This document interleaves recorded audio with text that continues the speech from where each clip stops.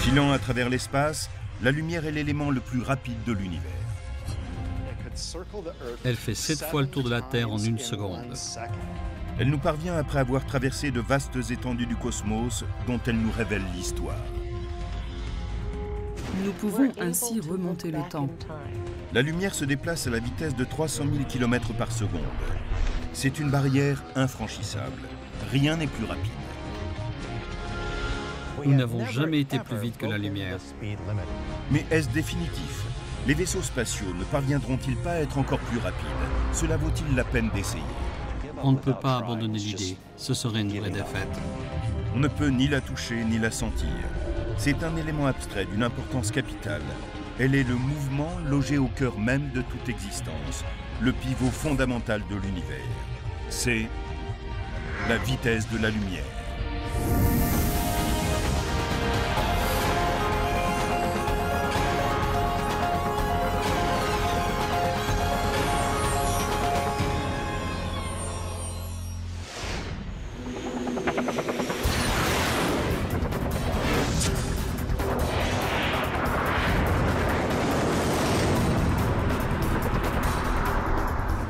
Sur la Terre, où l'on recherche en permanence la rapidité, les hommes, les véhicules et les technologies les plus performantes ressemblent à des escargots dans un cosmos où règne la vitesse de la lumière. C'est la pierre angulaire sur laquelle est bâti l'univers. Il y a une expression célèbre en physique qui dit que la vitesse de la lumière n'est pas seulement une bonne idée, c'est une loi. La vitesse de la lumière fait partie des limites les plus importantes de l'univers. La lumière se déplace à 300 000 km par seconde. C'est tout simplement incroyable. Si elle décrivait un cercle autour de la Terre, elle pourrait en faire le tour 7 fois en une seconde. C'est hallucinant. Cette vitesse hallucinante est la première chose à laquelle on est confronté quand on aborde le phénomène de la lumière. C'est largement la sous-estimer que de parler simplement de sa rapidité. C'est étonnant, quand j'utilise mon téléphone cellulaire, je peux parler à quelqu'un qui est à l'autre bout du pays sans être consciente du moindre décalage de temps. Le signal passe de mon téléphone à une tour, puis à un satellite et revient vers la Terre. C'est ainsi que la vitesse de la lumière peut nous sembler sans limite. Le professeur de physique Clifford Johnson, de l'Université de Californie du Sud, est un cycliste acharné. Il roule sur cette piste pour tenter de couvrir les 300 000 km que la lumière parcourt en une seconde. Il comprend très vite que ce n'est pas gagné. Pour couvrir la distance que la lumière parcourt en une seconde, il me faudrait 22 mois en roulant à 20 km à l'heure, 24 heures sur 24.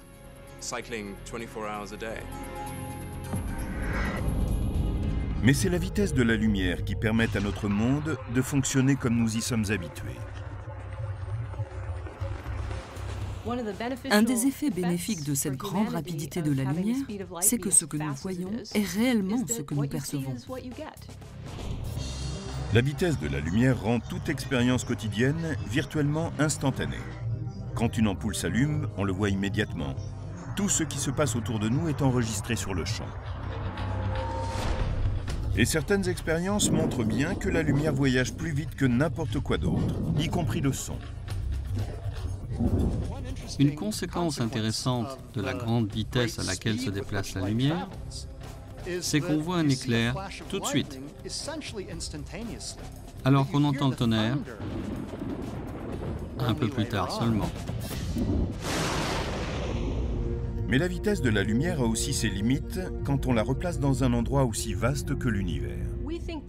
La vitesse de la lumière semble incroyablement rapide à l'échelle humaine. Mais en termes d'astronomie, c'est rikiki.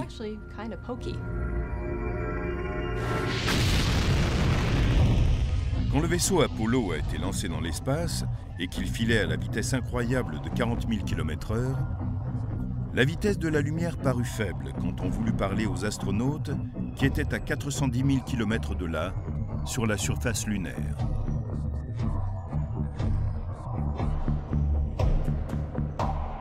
Quand les astronautes étaient sur la Lune et que les gens demandaient à Neil Armstrong « Hey Neil, ça ressemble à quoi là-haut ?»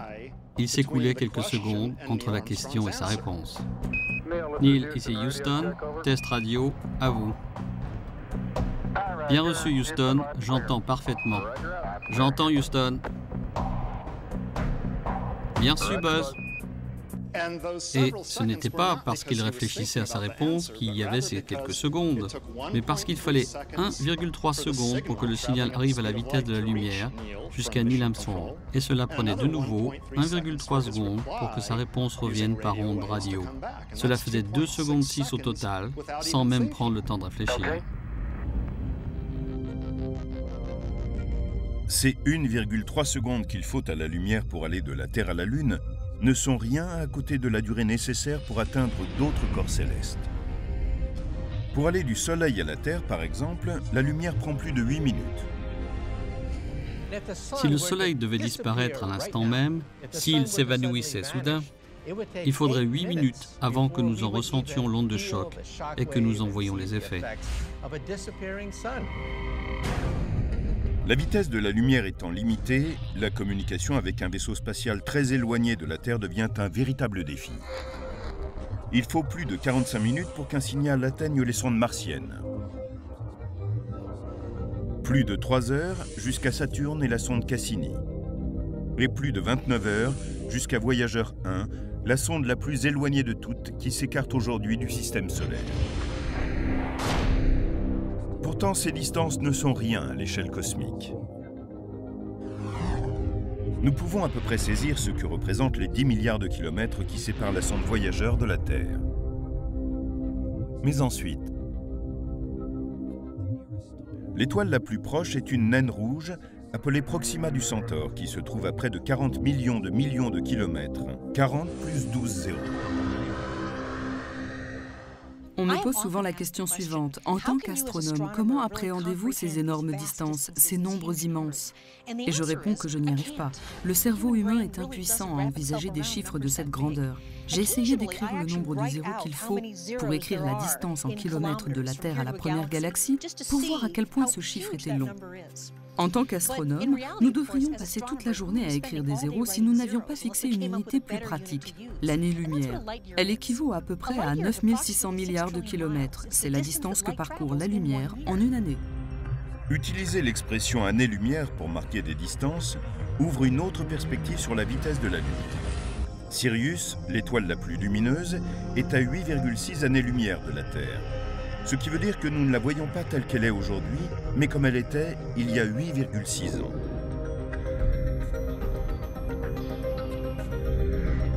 Nous voyons Vega comme elle était il y a 25 ans. Et la supergéante Beltégeuse telle qu'elle était il y a 5 siècles. C'est un merveilleux cadeau de la nature. Comme l'information prend du temps à nous parvenir, nous pouvons voir en arrière dans le temps. Plus nous regardons loin, plus nous remontons loin dans le temps. Nous n'aurions aucune idée de notre passé cosmique si la lumière était instantanée. Laura Danley est conservateur à l'Observatoire Griffith de Los Angeles. Comme la lumière peut nous ramener dans le passé, elle a rassemblé des photos qui racontent l'histoire de l'univers à travers la vitesse de la lumière, des clichés qui remontent à ses débuts, il y a plus de 13 milliards d'années, jusqu'à nos jours.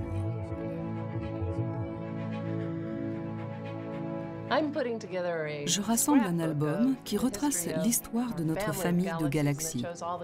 Il montre toutes celles que nous pouvons voir avec nos télescopes depuis que nous avons ces outils. Chaque photo montre un objet de l'univers à une époque déterminée par sa distance en années-lumière. Voici la célèbre nébuleuse du Crabe, il y a 6500 ans. Le centre galactique au cœur de la Voie lactée, il y a 26 000 ans. Et la galaxie d'Andromède, notre voisine, il y a 2 500 000 ans. Mais c'est pratiquement hier à l'échelle cosmique. J'adore cet amas d'étoiles. Dans 90% des cas environ, l'album est rempli de galaxies communes, mais étonnamment différentes.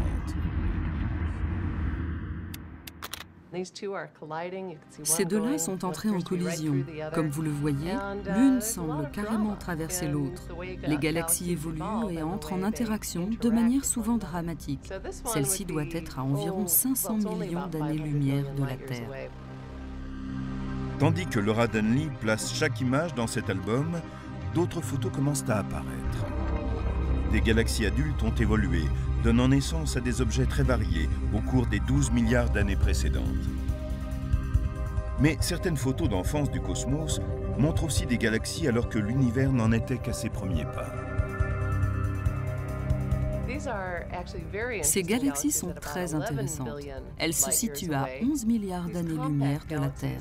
Très compactes, elles ont un âge analogue à celui d'un enfant d'environ 2 ans et demi, quand il commence à savoir vraiment marcher. Mais ces galaxies ont des frères et sœurs plus jeunes. Cette magnifique photo présente une lentille gravitationnelle, un amas de galaxies situé à 2,2 milliards d'années-lumière. Elle courbe la lumière et nous permet de mieux voir dans l'espace et le temps. Cette lentille révèle une minuscule tache qui est l'une des premières galaxies que l'on puisse voir telle qu'elle était il y a 13 milliards d'années, un nouveau-né dans un univers en pleine évolution.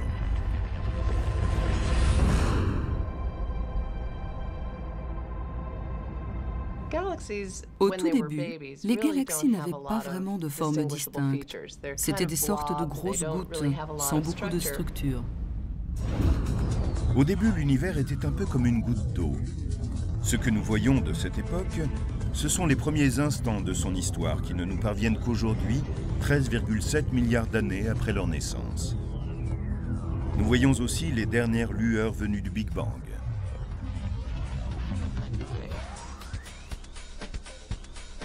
Elles sont connues sous le nom de CMB ou écho micro-ondes du Big Bang.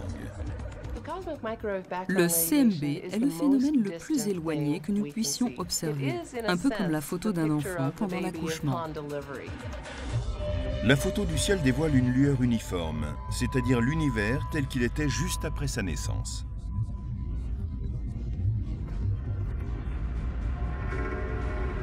C'est ici que notre perception s'arrête. Notre vision de l'univers est limitée non pas par la taille ou la puissance de nos instruments, mais par la limite de la vitesse de la lumière. Comment l'élément le plus rapide de l'univers peut-il nous rendre aveugles à l'infinité de l'espace?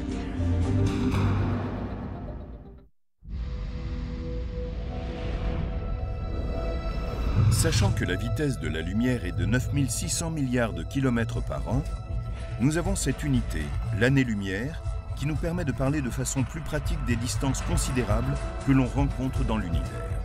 Il est également important de comprendre que l'année-lumière est une constante, 9600 milliards de kilomètres par an. La vitesse de la lumière est constante. L'univers change tout le temps et on ne la voit jamais aller à un autre rythme. La vitesse de la lumière est donc le maître étalon de tout l'univers.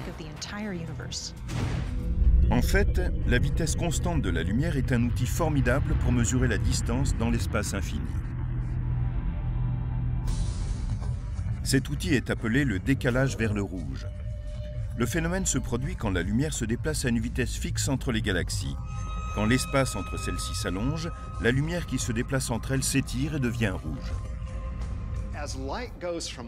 Quand la lumière court d'une galaxie à l'autre, d'une galaxie lointaine jusqu'à la Terre par exemple, elle est étirée en même temps que l'espace s'étend.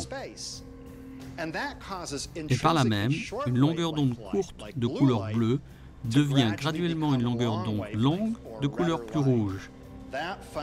C'est là l'origine du décalage au rouge que l'on voit dans le spectre des galaxies. Comment le décalage au rouge permet-il de mesurer une distance? Grâce à une découverte stupéfiante faite en 1926 à l'observatoire du mont Wilson, près de Los Angeles. C'est toujours émouvant pour moi de me retrouver ici, sur le mont Wilson. C'est à cet endroit précis que notre vision de l'univers a entièrement changé. C'est ici qu'Edwin Hubble a découvert que l'univers était en expansion. Personne ne s'en doutait, et cela a tout changé. Observant partout des décalages au rouge, Hubble découvrit que toutes les galaxies s'éloignaient les unes des autres. ce qui est provoqué par l'expansion de l'espace lui-même, comme nous le savons maintenant. De la Terre, on ne voit pas la galaxie s'éloigner, et c'est pourtant le cas parce que sa lumière est décalée vers le rouge. Une galaxie qui s'éloigne lentement subit un léger décalage au rouge. Une galaxie plus rapide a un décalage au rouge plus important. Mais Hubble a découvert aussi que ces galaxies plus rapides étaient plus éloignées. Cela signifie que plus le décalage au rouge est important, plus la galaxie est éloignée. En effectuant des calculs mathématiques après avoir vu la vitesse d'expansion de l'espace, les cosmologistes ont pu estimer l'âge de l'univers. Et si l'on combine cela avec la vitesse de la lumière, on est face à un immense casse-tête. L'univers est un endroit si vaste que la vitesse de déplacement de la lumière est très importante. L'univers a commencé il y a environ 13 milliards et demi d'années. Cela veut dire que nous ne pouvons remonter que sur 13 milliards et demi d'années. La lumière n'a pas eu le temps de se déplacer davantage. Notre horizon de lumière est une sphère d'un diamètre de 13,5 milliards d'années-lumière, qui contient tout ce que nous pouvons voir. Mais c'est là que réside la grande énigme. L'espace se termine-t-il là? Nous n'avons aucune raison de croire que l'univers se limite à la distance que nous sommes capables de percevoir. Il est possible qu'il soit bien plus vaste, mais étant donné le temps de déplacement de la lumière, c'est tout ce que nous pouvons voir, c'est notre horizon. Examinons cette énigme. Les astronomes d'une galaxie à la limite de notre horizon ne peuvent voir aucune galaxie de l'autre côté de l'horizon. Mais ils peuvent voir des galaxies à 13 milliards et demi d'années-lumière dans l'autre direction, puis des astronomes à la limite de leur horizon peuvent, et ainsi de suite, peut-être jusqu'à l'infini. Comme les astronomes sur Terre, la vitesse de la lumière les a pris au piège. Si nous nous demandons ce qui se passe au-delà de notre horizon de lumière, nous butons sur le fait que la vitesse de la lumière est vraiment une barrière. Est-ce réconfortant qu'il y ait déjà tellement à observer dans les limites de notre horizon? Cette photo d'une beauté à couper le souffle est celle du champ ultra-profond de Hubble, prise par le télescope spatial Hubble. C'est une image extrêmement détaillée d'une région du ciel 100 fois plus petite que la pleine Lune, et qui pourtant comprend 10 000 galaxies. La lumière de certaines avance vers nous depuis 13 milliards d'années. Au-delà se trouve le fond diffus cosmologique qui offre une vision de l'univers 400 000 ans après le Big Bang. Dans l'image traitée selon le code couleur de la NASA, le rayonnement électromagnétique vert représente une distribution de matière tellement uniforme que la température n'offre pas d'écart supérieur à 1/50 millième de degré. Nous ne connaissons rien d'autre qui soit à ce point uniforme. Et pour les astronomes, l'univers devrait être très différent. Logiquement, l'univers devait être bosselé quand on regarde dans cette direction, puis dans celle-là. On devrait observer des concentrations de matière totalement différentes et des températures aussi. Et pourtant, tout cela est extrêmement uniforme. Nous sommes donc en face d'une énigme. Cette énigme débute à la naissance de l'univers, au moment du Big Bang. Si au départ la matière s'est dispersée en tous sens, pourquoi cette uniformité?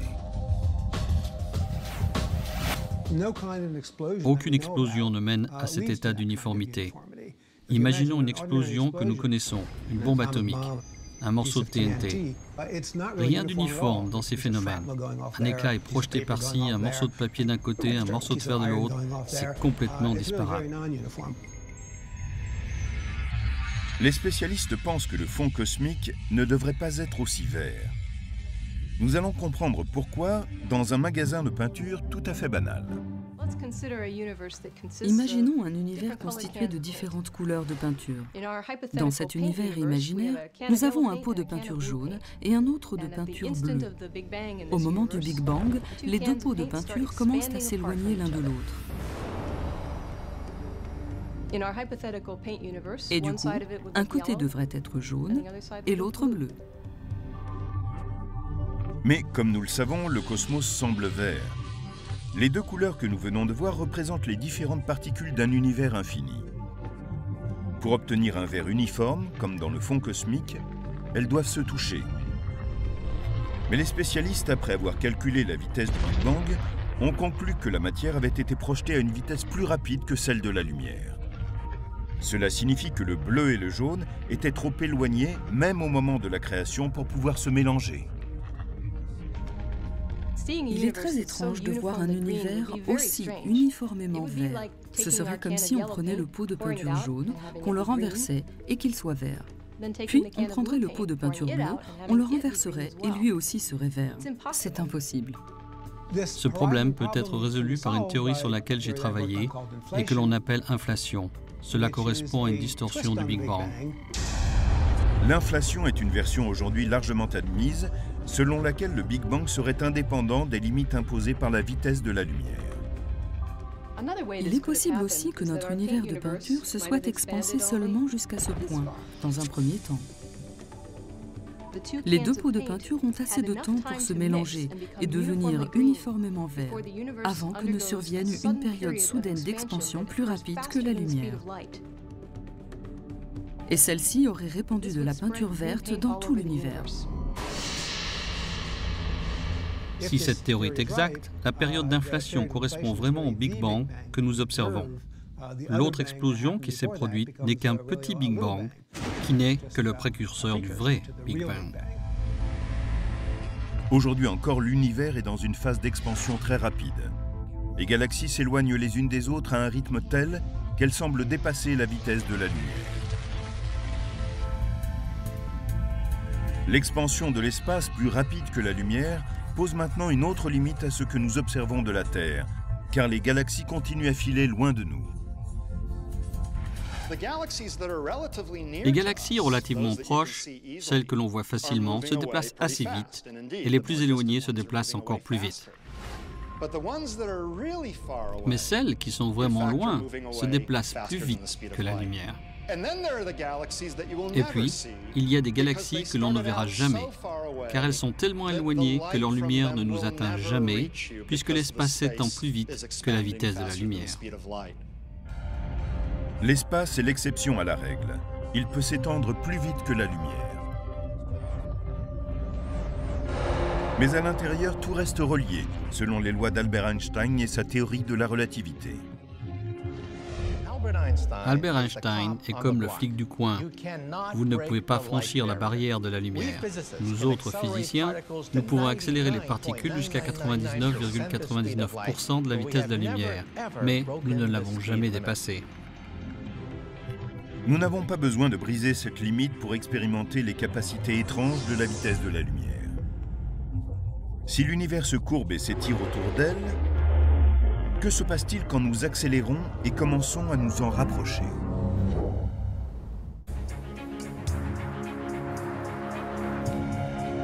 Pour la plupart d'entre nous, la lumière semble être un élément très simple, un phénomène naturel qui nous permet de voir l'univers. Sous le regard scrutateur de la science, cela devient étrange et bizarre. La lumière est un élément tellement important de notre vie quotidienne. Nous comprenons encore très mal ce dont il s'agit réellement. L'univers entier se plie autour de la lumière pour la recevoir.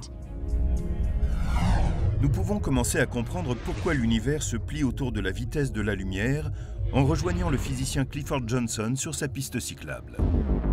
Une balle de tennis va entrer en compétition avec un rayon lumineux.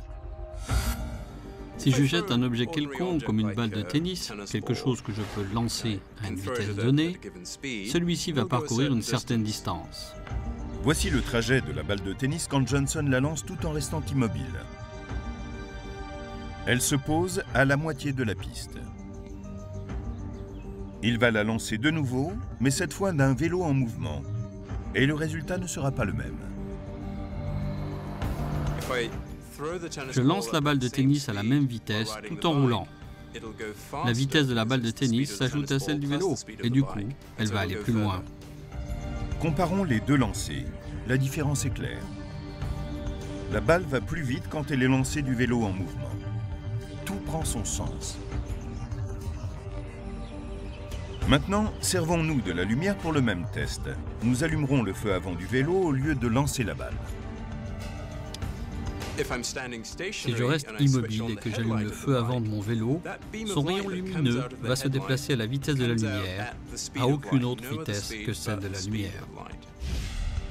Supposons que le rayon lumineux soit assez lent pour que nous voyions son déplacement sur la piste.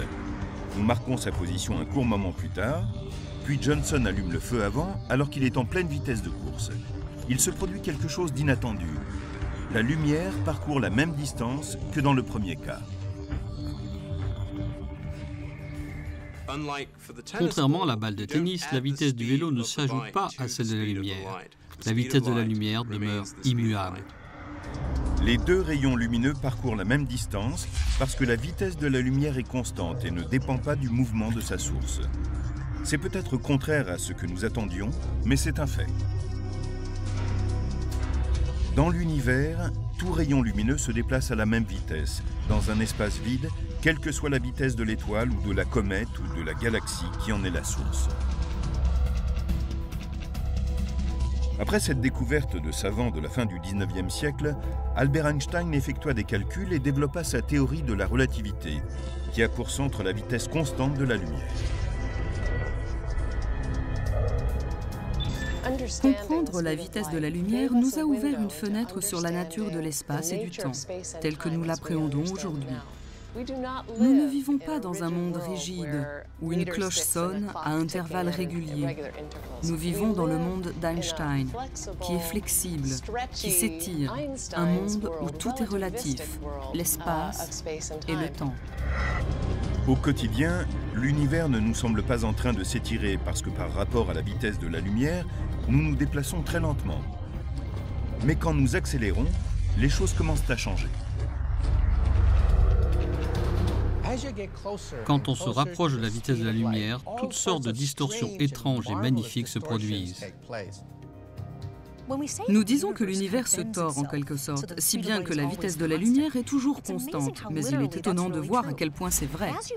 Quand on se rapproche de la vitesse de la lumière, le temps paraît ralentir pour l'observateur. C'est comme si on se voyait défiler. C'est stupéfiant. Quand Clifford Johnson roule sur la piste, il aurait besoin d'aller 56 millions de fois plus vite que ses 20 km/h pour se rapprocher de la vitesse de la lumière. Mais admettons que cela lui soit possible. Imaginez que je roule sur mon vélo à une vitesse proche de celle de la lumière.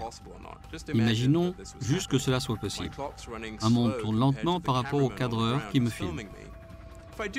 Si je continue pendant un certain temps, je vais vieillir beaucoup plus lentement que le cadreur qui est fixe, si bien que quand je reviendrai de ce périple et que je lui parlerai, il sera plus vieux que quand je l'aurai quitté. Cela ressemble plus à de la magie qu'à de la science, mais beaucoup d'entre nous en font l'expérience chaque jour. Voici un exemple de la théorie de la relativité d'Einstein, c'est-à-dire le fait qu'une horloge qui se déplace avec vous tourne plus lentement qu'une horloge restée fixe. Le système GPS. Le GPS nous permet de conduire un véhicule sans se perdre. Tournez à droite. Tout commence avec un réseau de 24 satellites qui tournent autour de la Terre à 33 000 km au-dessus d'elle. À tout moment, le système GPS reçoit des ondes électromagnétiques qui se propagent à la vitesse de la lumière d'au moins 4 satellites et calculent la distance qui les sépare de votre véhicule ou d'un endroit précis au sol. À 50 mètres, tournez à droite. Tout cela dépend d'horloges très précises. Et quand les ingénieurs ont conçu le système, ils savaient que les satellites tourneraient en orbite à près de 12 000 km/h. Cette vitesse est suffisante pour ralentir leurs horloges d'une minuscule fraction de seconde. Les ingénieurs ont calculé toutes les différences de temps, ce qui donne au système sa précision impressionnante. Si les horloges des satellites ne fonctionnent pas à la même vitesse que celle de la Terre et que vous ne preniez pas cet élément en compte, la position de votre véhicule sera fausse. À 100 mètres sur votre gauche, vous serez arrivé à destination. Lorsqu'on se déplace à une vitesse proche de celle de la lumière, la distorsion du temps n'est qu'un des étranges phénomènes observables. Sur la piste cyclable, Clifford Johnson tente encore d'aller plus loin, tandis que l'espace commence à faire des choses étranges avec lui et son vélo. Imaginons que je sois sur mon vélo. en train d'approcher la vitesse de la lumière.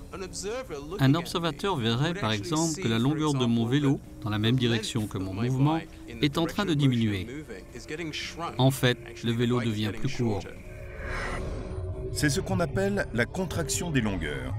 Elle est vue par un observateur immobile quand il regarde quelqu'un se déplacer à une vitesse proche de celle de la lumière. Mais le professeur Johnson a la chance d'être témoin des effets bizarres de la vitesse de la lumière. Tandis que sa vitesse se rapproche de celle de la lumière, sa vision du monde change complètement. Ce que je vois quand je me déplace à une vitesse proche de celle de la lumière, c'est que les formes devant moi se distordent par rapport à celles qui sont au quotidien. Tout est tordu dans une sorte de tunnel et les couleurs se distordent aussi, de différentes manières.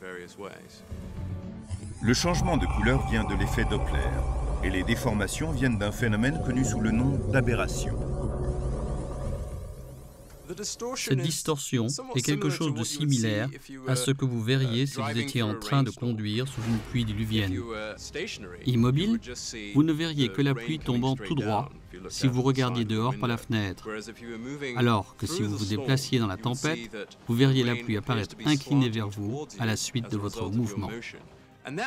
C'est ce que vous obtenez quand vous vous déplacez à une vitesse proche de celle de la lumière vers des objets qui sont devant vous. Il n'est pas nécessaire de voyager à une vitesse proche de celle de la lumière pour expérimenter les distorsions provoquées par un mouvement à travers le temps et l'espace. Nous les observons à chaque minute de la journée. Des distorsions produites par la barrière de la vitesse de la lumière se produisent tous les jours dans notre vie. Mais les effets en sont si infimes que nous ne pouvons les percevoir. Dans un monde qui se meut lentement, la vitesse de la lumière provoque d'autres phénomènes étranges que nous percevons parfaitement. La vitesse de la lumière peut être une constante, mais seulement dans le vide spatial. Quand la lumière se déplace à travers des éléments comme le verre ou des fluides, elle ralentit sensiblement. Si ce n'était pas le cas, les télescopes et notre sens de la vision seraient impossibles. Mais que se passerait-il si la lumière ralentissait encore davantage, si sa vitesse devenait nulle ?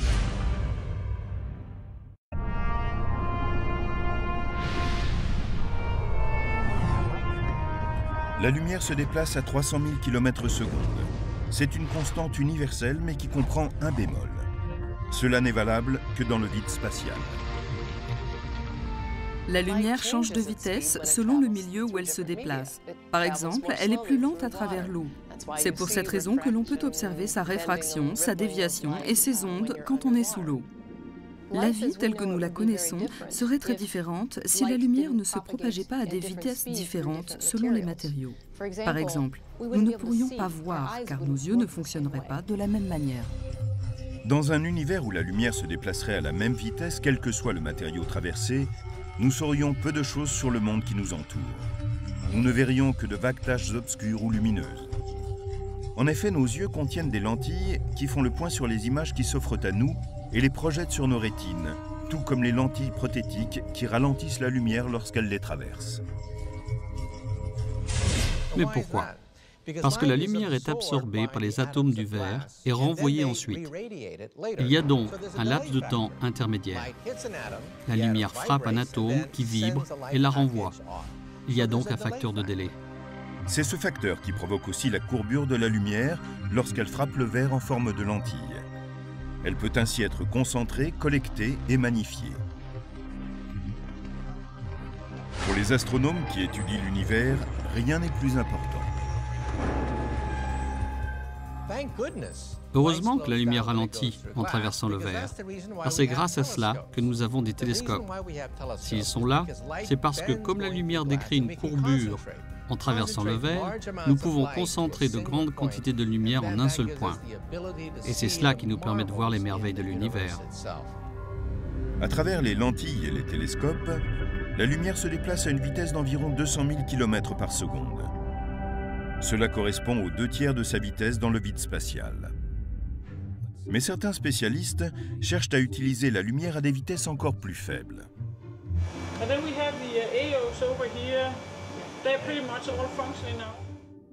Dans son laboratoire sur le campus de l'université d'Harvard, Lin Hao a ralenti la lumière au point extrême, jusqu'à 0.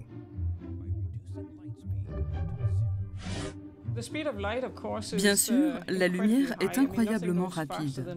Rien ne va plus vite que ces 300 000 km par seconde. Nous pensons que c'est une vitesse exceptionnelle et qu'il faut essayer d'en faire quelque chose. Lin Hao et son équipe travaillent dans un laboratoire rempli de lasers, de miroirs, de prismes et d'autres outils étranges. Ils exercent ici une branche de la physique où peu de spécialistes se sont aventurés. Si nous arrivons à transformer aussi radicalement la vitesse de la lumière, par exemple en la ramenant à la vitesse d'un vélo, nous pourrons ensuite commencer à tester des zones de l'univers où personne n'est encore jamais allé. Dans le labo de Lin Hao, on ralentit la vitesse de la lumière en dirigeant des lasers sur 2 nuages microscopiques de gaz de sodium, refroidis à quelques milliards de degrés en dessous du zéro absolu. Un laser de contrôle frappe les 2 nuages et les prépare à l'action. Puis une brève décharge de lumière est tirée vers le premier nuage. Elle est bloquée par le gaz et ralentie jusqu'à atteindre une vitesse de quelques kilomètres par heure. La décharge de lumière mesure 1 km de long dans l'espace libre.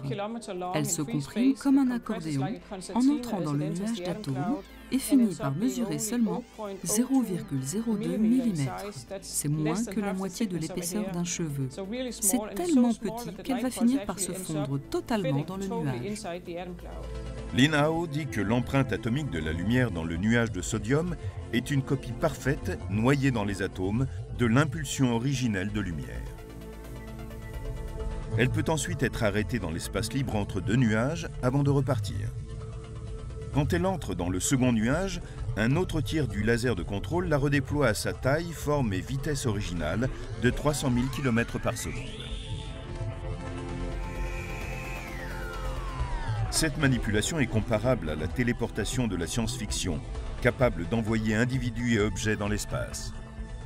Dans ces expériences, nous arrêtons l'impulsion lumineuse dans une partie de l'espace, nous lui redonnons vie ailleurs et la replaçons sur son chemin initial. Depuis que la lumière peut transporter une information, cette technologie futuriste ouvre la voie à des ordinateurs qui seraient basés sur la lumière et pourraient se passer de puces et de câbles. L'information serait lue directement à partir de la lumière, plus rapidement, de façon plus compacte et plus sûre qu'avec les outils dont nous disposons aujourd'hui. Mais le plus grand rêve des spécialistes se trouve à l'autre bout du spectre. Face à la vitesse de la lumière, nous sommes toujours comme devant un mur infranchissable. Einstein a dit que nous ne pourrions jamais dépasser cette limite. Mais l'histoire est pleine de choses impossibles qui sont devenues réalité. Serons-nous capables de rejoindre les étoiles dans des vaisseaux plus rapides que la lumière? Et dans ce cas, quand?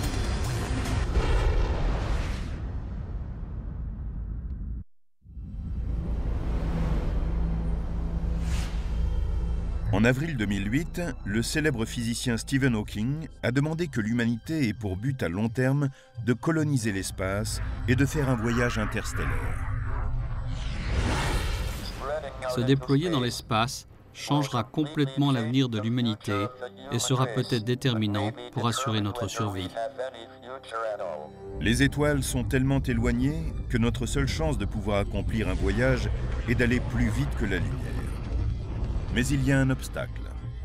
La théorie de la relativité d'Einstein nous dit que la masse d'un vaisseau spatial est proche de l'infini quand il se déplace à une vitesse proche de celle de la lumière. Donc, en essayant d'aller de plus en plus vite, on atteint un point où il faut de plus en plus d'énergie et même une quantité infinie d'énergie pour aller à la vitesse de la lumière. C'est impossible. Donc, voyager à la vitesse de la lumière est impossible. En est-on vraiment sûr? Mark Millis est l'un des rares physiciens à avoir décidé de ne pas jeter l'éponge. Spécialiste de la propulsion à la NASA, il aime construire des maquettes de vaisseaux spatiaux à ses moments perdus. Et il est conscient de susciter les rires lorsqu'il parle très sérieusement de voyager vers les étoiles. Ces moqueries sont en fait une réponse très saine. Ce scepticisme oblige à se poser les vraies questions, à être sûr que l'on procède correctement. Mark Millis était à la tête d'un projet de la NASA qui a été abandonné, le programme BPP, Programme de physique avancée des propulseurs. Il a également supervisé un livre qui rassemble les recherches sur ce sujet. Une trentaine de physiciens ont écrit des articles à ce sujet. Certains sont sceptiques, d'autres suggèrent de nouvelles méthodes. Personne ne dit que nous serons très bientôt capables de voyager plus vite que la lumière. Mais dans plusieurs siècles, dans un millénaire, on y arrivera peut-être. Tous les physiciens sont d'accord. Il est impossible de traverser l'espace plus vite que la lumière. Mais on peut peut-être dévier le problème en altérant l'espace au lieu de le traverser. Même les spécialistes de la NASA étudient la possibilité de plier l'espace, d'y pratiquer un trou, de bâtir un tunnel qui traverserait l'espace et le temps. C'est l'idée des trous de verre, courber l'espace sur lui-même et prendre un raccourci à travers l'univers. À quoi ressemblerait une machine à courber l'univers ? Elle serait sans doute monumentale. Ce pourrait être une installation placée sur un nombre immense d'astéroïdes disposés en une sphère géante. Il faudrait une batterie de rayons laser afin de concentrer une énergie fantastique en un seul point. Il faudrait atteindre des températures incroyables, les plus hautes énergies que nous ayons dans notre univers pour ouvrir un trou, une bulle, un passage vers un autre univers. Il y a une autre façon de transformer l'espace pour nous déplacer plus vite que la lumière. C'est le voyage supraluminique. Miguel Alcubierre a été le premier à écrire à ce sujet en 1994. Alcubierre, physicien mexicain, a effectué les calculs retraçant le parcours d'un vaisseau interstellaire propulsé par un temps spatial supraluminique. Derrière le vaisseau, l'espace-temps est en expansion. Devant le vaisseau, l'espace-temps se contracte. Entre les deux, le vaisseau se déplace comme un surfeur. Le vaisseau lui-même est placé à l'intérieur d'une bulle et l'espace autour de lui le propulse plus vite que la lumière. Mais il faudra attendre des siècles avant d'accomplir un voyage supraluminique, si toutefois cela s'avère possible. En Suisse, les physiciens qui travaillent sur le grand collisionneur de Hadron sont peut-être déjà sur la bonne voie. Aujourd'hui, le grand collisionneur de Hadron est un destructeur d'atomes. Il fait entrer en collision des particules. Il va générer des énergies importantes que l'espace et le temps vont courber. C'est le premier petit pas vers le voyage supraluminique. Nos connaissances actuelles dans le domaine de la physique ne nous permettront pas de voyager plus vite que la lumière dans un avenir prévisible. Mais ce n'est pas une raison pour ne pas essayer. Même si voyager à la vitesse de la lumière s'avère impossible, on ne peut pas abandonner l'idée. Ce serait une vraie défaite. À côté de son travail à la NASA, Millis a créé une fondation à but non lucratif, Taux Zéro, qui signifie vitesse de la lumière. Elle est destinée à encourager les recherches sur le voyage interstellaire. Seuls quelques spécialistes poursuivent cette idée, mais beaucoup s'accordent à dire que cela vaut la peine de déployer cet effort. Comprendre son univers est un des besoins essentiels des êtres humains en tant qu'espèce intelligente. Alors, devons-nous continuer nos recherches sur les technologies et les principes physiques qui nous permettraient peut-être de voyager plus vite que la lumière? Même si nous ne découvrons jamais le moyen de voyager plus vite que la lumière, nous pouvons découvrir des tas d'autres choses très utiles. Et si la science constatait que la barrière de la vitesse de la lumière était infranchissable et le voyage interstellaire impossible? Cela donnerait une toute autre importance au vaisseau spatial sur lequel nous vivons, la Terre. Cela nous obligerait à utiliser notre technologie pour la préserver, puisque nous sommes ces éternels passagers dans notre voyage à travers l'univers.